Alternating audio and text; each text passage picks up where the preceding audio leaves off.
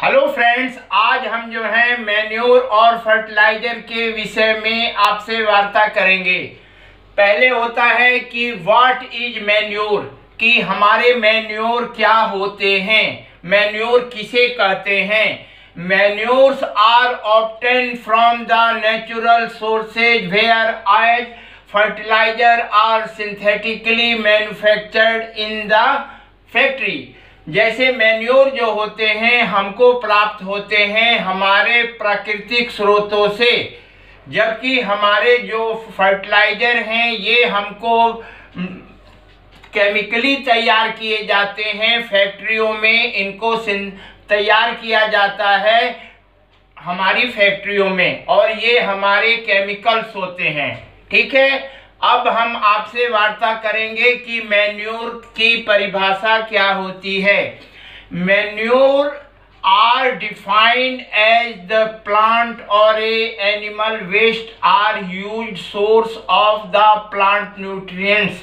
जैसा कि हमारी परिभाषा में लिखा है कि मैन्योर्स जो होते हैं हमारे प्लांटों तथा जंतुओं के, हमारे पौधे तथा जंतुओं के ये अवशेष होते हैं, या जैसे एनिमल्स के एक्सक्रीटा हो गया, यूरिन हो गया, और पौधों के जो हमारे अवशेष होते हैं जैसे उसका पराली हो गया, भूसा हो गया, या उसके जो है ठूठ हमारे खेत में लगे रहते हैं।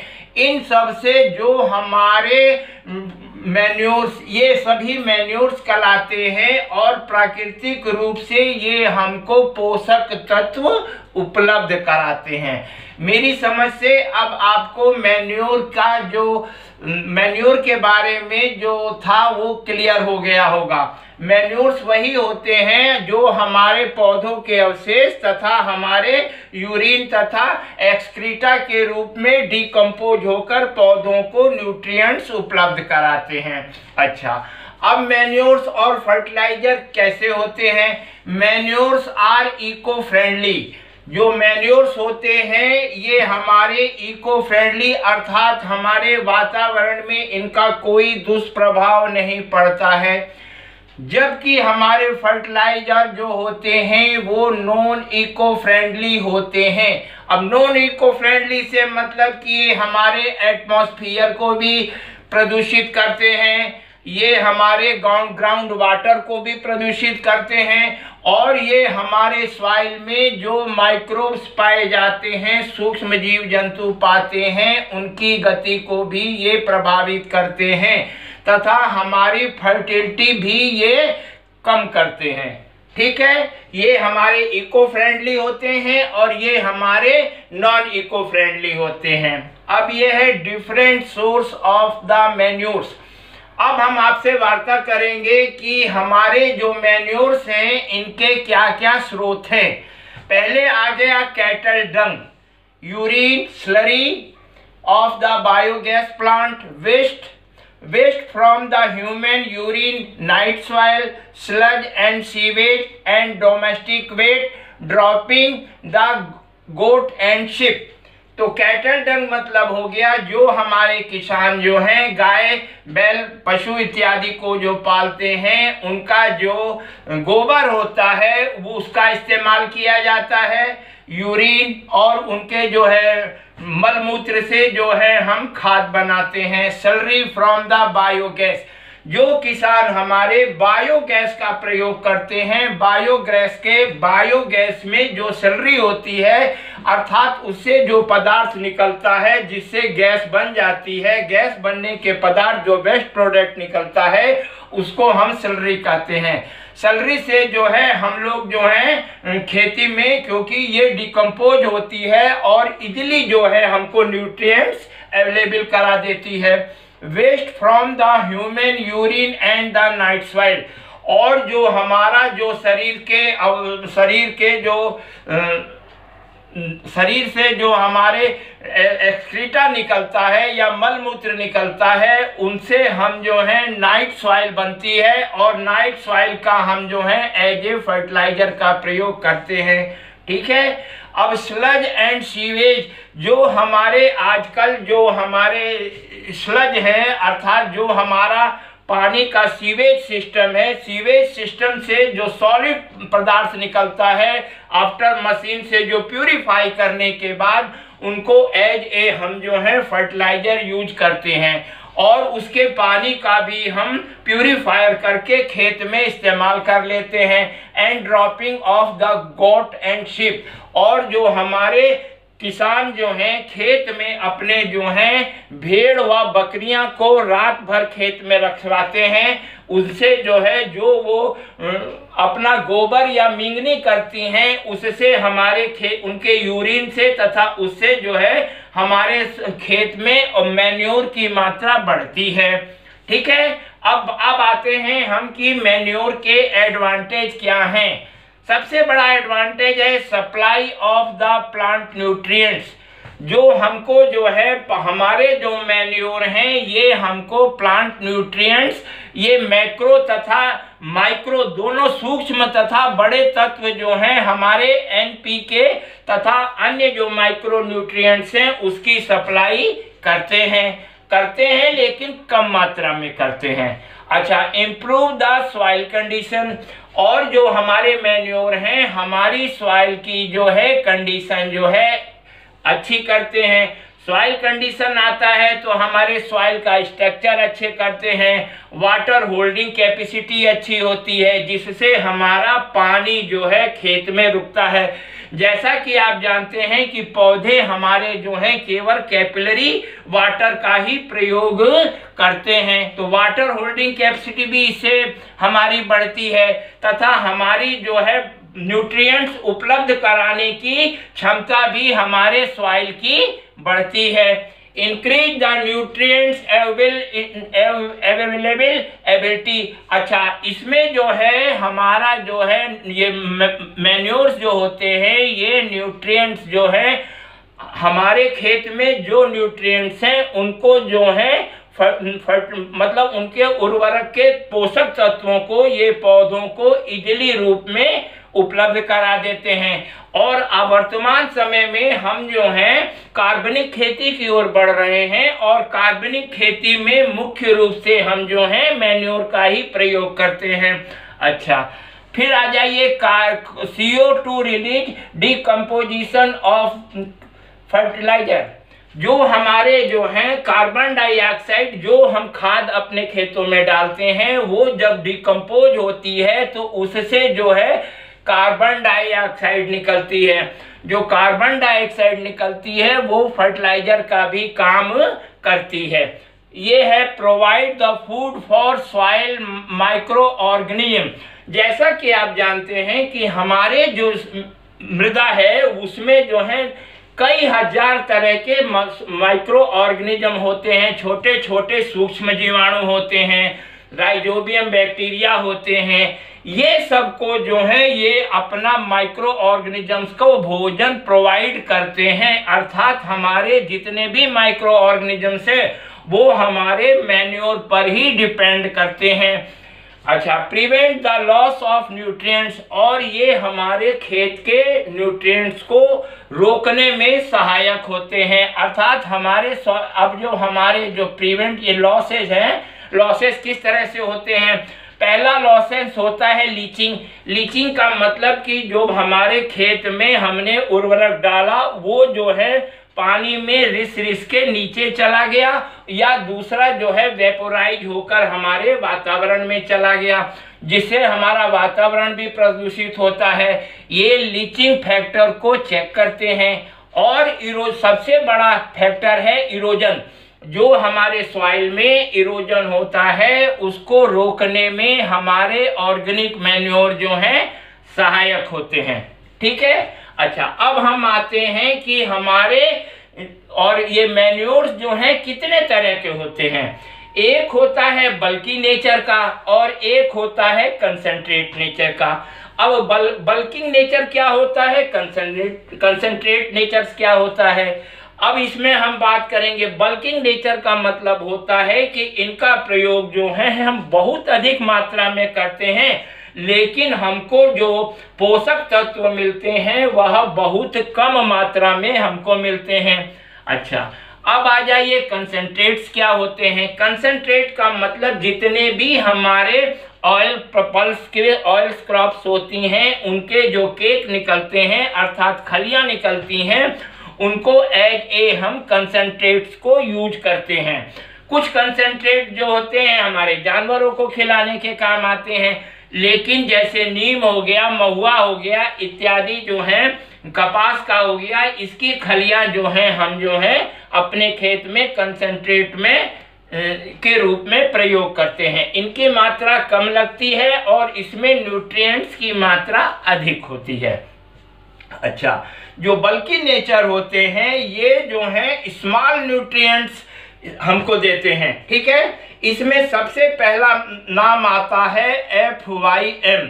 अब FYM जो है हमारी अक्सर परीक्षाओं में FYM पर शॉर्ट नोट हमेशा पूछा जाता है। अच्छा, FYM का मतलब होता है फार्म यार्ड मैन्योर, अर्थात हमारा जो एग्रीकल्चर फार्म में है उसमें जो हमने जानवर रखे हैं, जो अवशेष रखे हैं, जो हमारी पराली निकल रही है, उन सबको डिकम्पोज करके हम जो है एज ए खाद के रूप में प्रयोग करते हैं, ठीक है। और इसमें जो है हम क्या करते हैं कि इसमें जो है हमको जो है न्यूट्रिएंट्स बहुत कम मात्रा में FYM में पाया जाता है। पहले जैसे 0.5% और 0.25 और 0.5% के अनुपात में ये जो है हमको जो है केवल उर्वरक मतलब कि हमको पोषक तत्व मिलते हैं। और ये जो इसका जो प्रयोग किया जाता है 10 से 20 टन प्रति हेक्टेयर, अर्थात इसको बल्कि नेचर होने के नाते हमको प्रति हेक्टेयर 10 से 20 टन प्रयोग किया जाता है। और इनको हम 15 से 20 दिन पहले अपने खेत में डाल देते हैं। इसको खेत में डालने का मतलब यही होता है कि ये जो है हमको जो है 15-20 दिन में न्यूट्रिएंट्स ये रिलीज करने लायक हो जाते हैं। इसीलिए सबसे पहले ध्यान है कि इनको जो है 15 से 20 दिन में पहले हमको प्रयोग करना चाहिए। अच्छा, अब हम इसको कैसे बनाएंगे। FYM जो होता है इसको हम जो है एक कंपोस्ट पिट टाइप का बना के उसमें डाल देते हैं और 4 से 5 महीने में ये हमारा वेल रॉटेड FYM अर्थात पूर्ण रूप से सड़ी हुई खाद जो है जो न्यूट्रिएंट्स रिलीज करने लायक हो जाती है वो हमको मिलता है। अच्छा, अब आता है एक होता है हमारा हॉट मैन्योर, अर्थात ये बहुत गर्म खाद होती हैं, यदि इनको हम तुरंत प्रयोग करें तो हमारी फसलों को नुकसान पहुंचा सकते हैं। जैसे ये हॉर्स एंड द शीप, जो इसका एक्सक्रीटा होता है हॉर्स का और शीप का।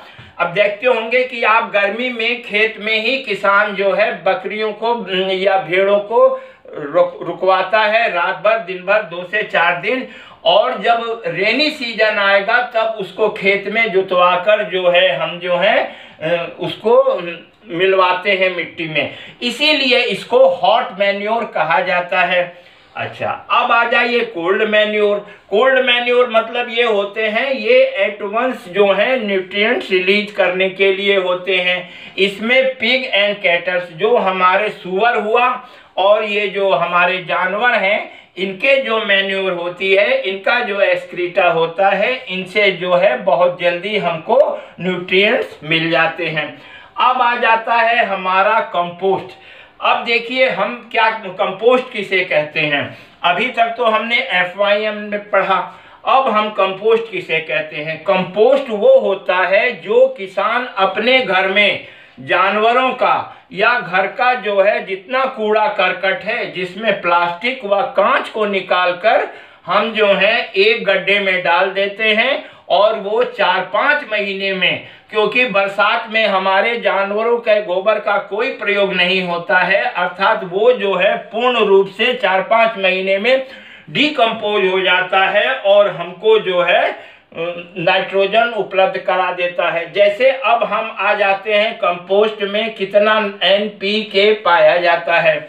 कंपोस्ट में 0.5% नाइट्रोजन होता है, 0.15% फास्फोरस होता है और ये P2O5 के रूप में होता है, ये K2O के फॉर्म में होता है। इतना हमको जो है ये मिलता है। ठीक है, अब हमको कंपोस्ट की क्वालिटी बढ़ाने के लिए हमको क्या करना चाहिए? कंपोस्ट की क्वालिटी बढ़ाने के लिए हमको इसमें SSP डाल दिया जाता है। SSP डालने का मतलब ये है कि हमको जो है हमारा ये जो है ये जो है आपका सुपर फॉस्फेट जो है इसकी मात्रा जो है हमारी बढ़ जाएगी। और इसमें क्या किया जाता है कि हमारे कंपोस्ट पिट में लंबे बांस के से गड्ढे कर लिए जाते हैं और उसमें SSP को भर दिया जाता है। इस प्रकार जो हमारी खाद बनती है उसको हम कहते हैं सुपर कंपोस्ट। ठीक है, अच्छा, अब हम जो है एक प्रयोग और करते हैं। आजकल जो है जो हमारी जिन पौधों की जड़ों में हमारे ग्रंथियां नहीं होती हैं, अर्थात जो हमारे सीरियल्स होते हैं, उनमें नाइट्रोजन सप्लाई बढ़ाने के लिए हम जो है एजिटोबैक्टर का प्रयोग करते हैं। और हम क्या करते हैं, उसी प्रक्रिया के तहत उसमें एजिटोबैक्टर छेद करके उसमें जो है भर देते हैं और उसको ढक देते हैं कि हमारे न्यूट्रिएंट्स उड़े ना। और एजिटोबैक्टर जो है उसमें हमारे कंपोस्ट पिट में पूरा फैल जाता है और वो हमारे मैन्योर्स की क्वालिटी अति उत्तम बढ़ा देता है। अच्छा, एक आता है इसमें जो है, जैसे हमारे बाजार में अंडे के जो छिलके होते हैं, यदि हम, क्योंकि वो भी कैल्शियम के होते हैं, यदि उनको हम पीस के अपने फर्टिलाइजर के कंपोस्ट पिट में डाल दें तो हमारे जो है कंपोस्ट खाद जो बनेगी उसकी गुणवत्ता अधिक हो जाएगी। अच्छा, अब आ जाता है टाउन कंपोस्ट। टाउन कंपोस्ट क्या होता है? जो हमारे नगर पालिकाओं द्वारा जो है यूरिन और एक्सक्रीटा कहीं बाहर स्टोर किया जाता है या फेंका जाता है, वो जो है डिकम्पोज होकर एक जो है अच्छी खाद के रूप में मिलती है। और इसमें 5.5% नाइट्रोजन, 4% P2O5 और 2% K2O मिलता है। अच्छा, अब आ जाता है नाइट सॉइल। नाइट सॉइल का मतलब क्या होता है? जो ह्यूमन का यूरिन और एक्सक्रीटा होता है, वो जो डिकम्पोज होकर जो है खाद बनता है, उसको हम जो है नाइट सॉइल कहते हैं। और नाइट सॉइल भी ये टाउन कंपोस्ट का ही एक सुधरा हुआ रूप है। ठीक है, अब आ जाइए सीवेज एंड स्लज। सीवेज क्या होता है? जो हमारे महानगरों में जो हमारे पानी का तथा हमारे वेस्ट का जो बहने का होता है, उसको एक स्थान पे कर प्यूरिफाई करके उस पानी को पानी के रूप में इस्तेमाल कर लेते हैं सिंचाई में, तथा उसका जो सॉलिड मटेरियल होता है उसको सुखाकर जो हम जो है एज ए मैन्योर्स का प्रयोग करते हैं। ठीक है, तो इसका भी हम जो है ये जो होता है सीवेज में 3.6% हमारा नाइट्रोजन होता है, 2.5% P2O5 होता है और 1% जो है K2O होता है। अब आ जाते हैं शीप एंड गोट मैन्योर। अब देखिए, जैसे हमारे कृषक बंधु जो हैं अपने खेतों में बकरी तथा ये आपका भेड़ को जो है रात भर अपने खेतों में रुकवाते हैं, जिससे उनका यूरिन और उनका जो एक्सक्रीटा होता है हमारे खेत के ऑर्गेनिक मैन्योर को बढ़ाता है। ठीक है, अब आ जाइए poultry manure. What is poultry manure? जो हमारे मुर्गी फार्म की खाद होती है, क्योंकि मुर्गी फार्म में जो है उसका जो खाद होती है उसको लीचर कहते हैं। लीचर का प्रयोग जो है, क्योंकि हम मुर्गी के अच्छे स्वास्थ्य के लिए बार बार उसमें प्रतिदिन जो है उसमें बीमारी ना आए चूना छिड़कते हैं, तथा उसमें यूरिन में उसके यूरिया की मात्रा बहुत अधिक होती है, तथा बीट में जो है P2O5 और K2O पाया जाता है। इस प्रकार जो है हम उसको जो है इस्तेमाल एज ए मैन्योर इस्तेमाल करते हैं। पोल्ट्री मैन्योर में 3.3% नाइट्रोजन, 2.63% जो है P2O5 और 1.4% जो है पोटास पाया जाता है। अब आ जाइए, इतनी तो हमारे हो गए आपके मैन्योरिंग, ये हमारे मैन्योर्स हो गए। अब आते हैं हम लोग ग्रीन मैन्योरिंग। ग्रीन मैन्योरिंग पर चर्चा करते हैं कि ग्रीन मैन्योरिंग होता क्या है। देखिए, किसान को आप लोगों ने देखा होगा कि धान बोने से पहले ढैंचा सनई का वो जो है खेती करते हैं, और जब वो नी स्टेज की होती हैं, अर्थात जब वो घुटने के बराबर हो जाती हैं, तो उनको खेत में पलटकर पानी भर दिया जाता है, अर्थात उसको जो है जोतकर खेत में मिला दिया जाता है और पानी भर दिया जाता है, जिससे हमारे सॉइल की कंडीशन भी अच्छी होती है, सॉइल का पीएच भी ठीक होता है, और हमारे को जो है ये जो है 60 से 80 किलो नाइट्रोजन प्रति हेक्टेयर मिलती है। सबसे बड़ी बात है कि ये जो होता है इसमें ह्यूमिक एसिड बनता है सड़ने के बाद, और ह्यूमिक एसिड जो होता है हमारे सॉइल को पीएच को कंट्रोल करने में सहायक होता है। अच्छा, ग्रीन मैन्योरिंग भी हम दो तरह से करते हैं। एक ग्रीन मैन्योरिंग हम सनई ढैंचा से करते हैं, दूसरी ग्रीन मैन्योरिंग क्या करते हैं, मान लिया हमारा खेत दूर है, हमारे पास पानी की अच्छी व्यवस्था नहीं है, तो हम महुआ आदि जो पौधे जो हैं, मतलब कि हमारे किसी काम के पौधे नहीं होते हैं, उन पौधों की पत्तियों को हम अपने खेत में डालकर डिकम्पोज कर देते हैं। अच्छा, वो भी हमारे ग्रीन मैन्योरिंग का काम करते हैं। ग्रीन मैन्योरिंग में इसमें 30 से 40 किलो नाइट्रोजन प्रति हेक्टेयर हमारे को मिल जाता है। और इस तरह जो है हमारा ये जो है पार्ट फर्स्ट रहा। अगले वीडियो में हम आपसे जो है कंसंट्रेट पर वार्ता करेंगे, और जो है टाइप्स ऑफ फर्टिलाइजर और फर्टिलाइजर में जो हमारे कितने टाइप्स के फर्टिलाइजर हैं उसके विषय में वार्ता करेंगे। आशा करता हूं कि आपको ये वीडियो अच्छा लगा होगा। धन्यवाद।